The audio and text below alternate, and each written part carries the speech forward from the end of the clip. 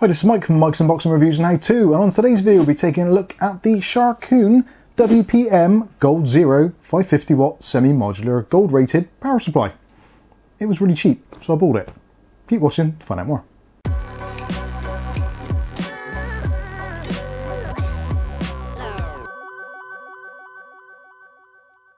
Okay, so today we'll be taking a look at what was possibly the bargain of the century. This was one of those really special deals which I did actually post on our Discord chat, so if you want to be involved in that, don't forget to subscribe and like and all that other kind of good stuff, and obviously join our Discord as well. Deals like this will also pop up on other places such as our community chat and also on ShopSmart, which is our kind of sister channel, so you're more than welcome to check out. Links will be in the video description for that also. So let me tell you how much I bought this for. This was £20. Yes, £20, give or take a few pence, for a 80 plus rated gold power supply, which is semi-modular, and it looks pretty darn good. Now, I have actually seen this now, literally today. I just checked on Amazon to see what I paid for it and also what it is currently going for. The same company is selling exactly the same power supply currently for just a shade under £100. Now, at that particular price, I'd be tempted to run for the hills. For £20, I wish I'd have bought more. Now, looking at the Amazon reviews, which no doubt if you're purchasing a power supply, you're going to look at, or you're going to just type in on Google and take a look. And I'll be honest with you, there aren't many reviews for this thing. There really isn't. So you're not going to find out a great deal more from this particular one, to be honest, because we haven't got the tools or the equipment to actually put this through its paces. So I'm just going to go through, show you what you get, give you my opinions on it, look at the cables, that kind of stuff, and talk about some of the components inside and where I believe this actually originates from, all that kind of stuff. And feel free, if you know more about this power supply than I do, then feel free to leave it in the comments, and no doubt it will be helpful for other viewers, or just let us know what you think about this in general. But what we'll do is we'll go through, first of all, take a look at the packaging, go through the specs, take it out of the box, look at the cables, give you some of the lengths, dimensions, etc, etc, and then we'll come back and give you my final thoughts. Now, I have actually used another one of these already in a PC with a Ryzen 9 3900X and a 5700 XT, and touch wood, it's been absolutely fine. So yeah, no, that isn't the sound of fire extinguishers or other fire prevention methods being used in the background. Everything is all good, so yeah, don't panic, it's all fine. You would think that this for £20 would be an absolute fire starter. I think it was at the time. It's just one of those crazy deals which happens from time to time, which we do love to pounce on. Yeah, I still don't quite understand how this works, but still, it was a deal, so let's take a look at it. So starting with the packaging, as you can see, this is from our good friend Sharkoon. They didn't send it to me free of charge for review purposes. Sadly, I did have to pay 20 Earth pounds for it, but nonetheless, I think I still got a very good bargain. So this has got a twin CPU connector. So for those of you looking at powering the latest Ryzen systems and even some Intel systems, you'll notice that your EPS connector, or your main CPU power connector, is getting a little bit bigger and a little bit wider. Generally, when things started off, there was like a 4-pin connector if you were lucky, then 4 turned into 8, 8 then turned into 12, and 12 is now on some systems 16. So you need 4 blocks of 4 or 2 blocks of 8. Yeah, that was hard work. So this is designed for high-end systems, but it is only a 550 watt power supply. So you're going to have to take into consideration what graphics card you're using and what CPU you're using, and kind of make sensible judgments. I think it's a nice feature that it's actually included. Again, down to the graphics card, if you're anything over a 5700 XT, that kind of level, yeah, I'd probably go for a higher model up. So there's a 550, a 650 and a 750. Obviously pricing wise, yeah, no idea whatsoever. I haven't even looked into that, but yeah, they're going to be more expensive, clearly. But for us, for £20, I think we've done absolutely brilliant, and I know some of you guys picked one up, so that is really great news.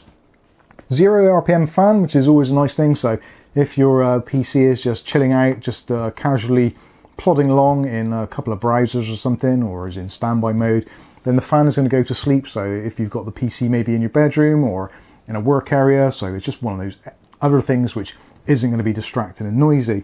The fan on this one is a 140mm fan, and it is a sleeve bearing, sadly, not a better kind of fluid bearing, which would have been preferable, but yeah, it's going to get the job done. It's going to pass some air through there, and being 140 over 120, yeah, it's going to spin a little bit slower when it needs to. Also, as it says there, semi-modular, so that is brilliant. So The main cables that actually you've got to use are connected to the power supply straight away. So that is your 24-pin main power supply connector and also one of the 8-pin CPU connectors. If you're building a PC, if you're using a PC, you have to use those. So there's no real point in them being modular unless you've got ketchup and mustard cables, which this thing certainly doesn't. We've got some nice licorice blacked out cables, nice flat back cables. So semi-modular in this respect I think is absolutely fine.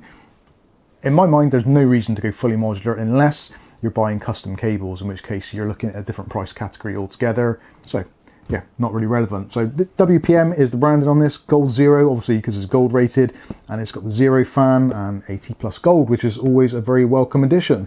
Talking of the specifications of this, the 80 plus gold, I did look over at the Clear Plus site to see what the ratings were like, and pretty much all the way through from 20% up to 100% load, we're looking at around about 90% efficiency, all the way through that range, which I think is absolutely brilliant. So whether you're using it for gaming, whether you're using it for video editing, or whatever it is, as long as it's around about 20% or more, then it's going to be as efficient as it possibly can be. So I think that's a fantastic thing to have. Anyway, moving around to the side, so we've got some other languages in there, which I'm not entirely sure what they are. So if you do know, let us know in the comments. I'll be interested to know. On the back, it goes into a little bit more detail about the cables themselves. And actually, I really like this from Sharkoon. They've done a very good job with this. So you've got pretty much everything you need to know right here. And in fact, I'll give you a close-up of this so you can see, and you probably won't need to watch the rest of the video because you'll have all the answers. It gives you the cable lengths for the fixed and the modular cables. They essentially come, pretty much all of them, in either 55 centimeter, 70 centimeter or 85 centimeter lengths, depending on the type of cable, whether it's a main cable or whether it's got extra kind of spurs come off it, such as the Molex and also the SATA cables. So yeah, all of the lengths are there, so you can work out if it's going to fit in your build. Talks about the fan speed, 0 RPM, etc, etc. Specifications there, giving you a close-up of that as well. But essentially, it's got a single 12-volt rail with 540 watts on that rail, and you've also got 110 watts on the 5 and the 3.3 combined. So yeah, it's got a decent amount of juice in it. You've got some specifications there, so gold certified, stable and efficient, 0 RPM, semi-modular, etc, etc, 100% Ryzen compatible. We like that a lot. So that's it pretty much for the packaging. Not really much else there of real interest, so let's dig in and see what we actually get. So looking inside, actually it's pretty decent packaging, it appears to be. So we've got a something in, that's better, English on that side, other language on that side, not entirely sure what it is. So it tells you about the connectors, removal of power supply, installing, etc, etc, certifications, blah blah blah. Fantastic. You also get 4 installation screws, which is always nice to have, save you looking for them. The reason why I think we got these a little bit cheaper is the fact that it comes with the EU plug, which obviously I'm in the United Kingdom, if you haven't already guessed by my accent.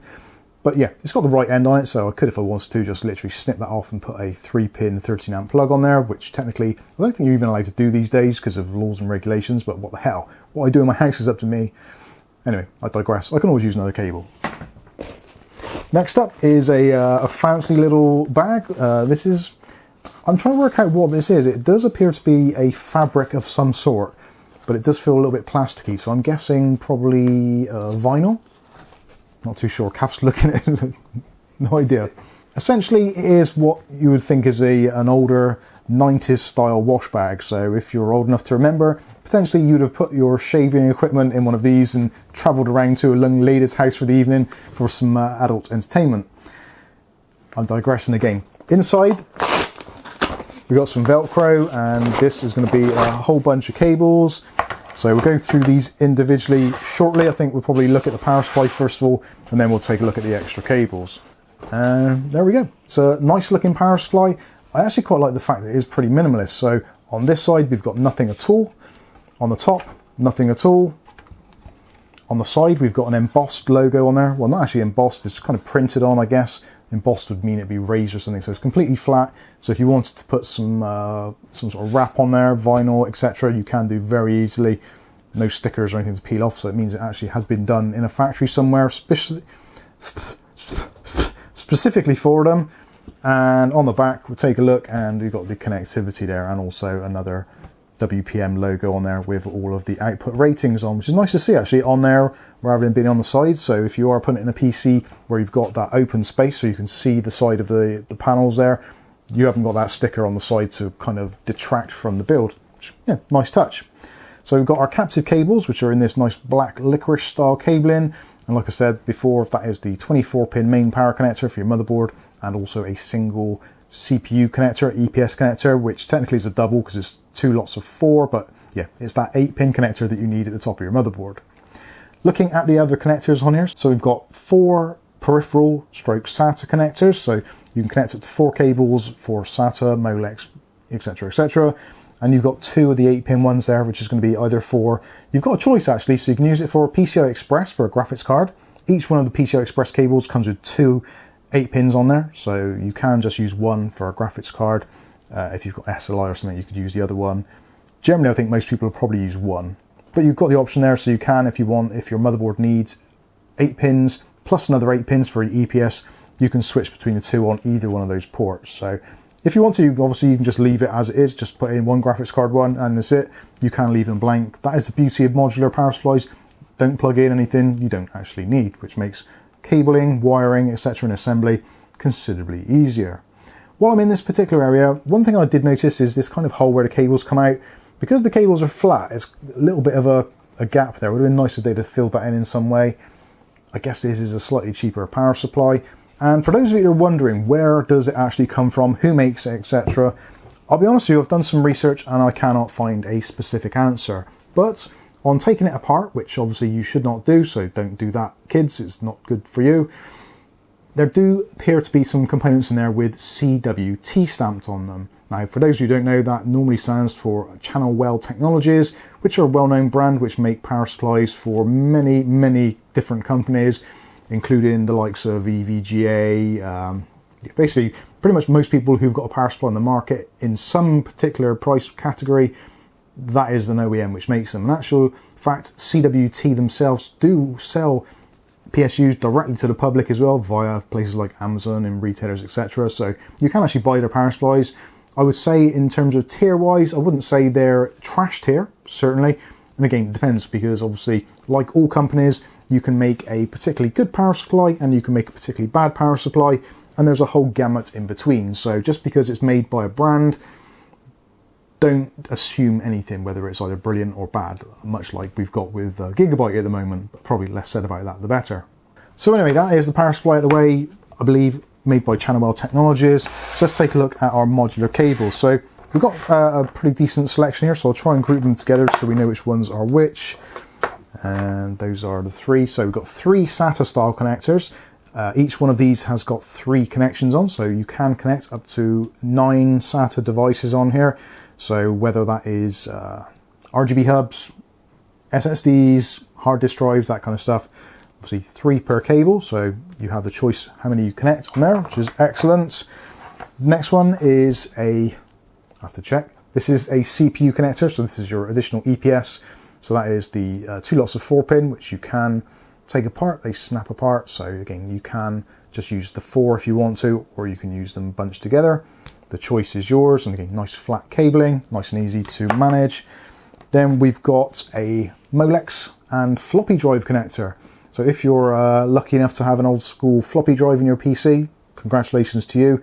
Or perhaps you've got one of those fan controller hubs or some kind of peripheral. Actually, quite often you'll find the PCI Express adapter cards or USB 3.0 headers, USB-C headers. If you get one of those expansion cards which fits in a PCI Express slot or PCI slot, quite often they'll use a floppy style connector for power, which often comes with an adapter to convert it to Molex. So that's quite handy having that nicely blacked out, so it's not going to stand out like a sore thumb. But again, 1 floppy drive connector, 3 Molex style connectors, so that is that one. And then we are left with our PCI Express connection. So these are for your graphics cards.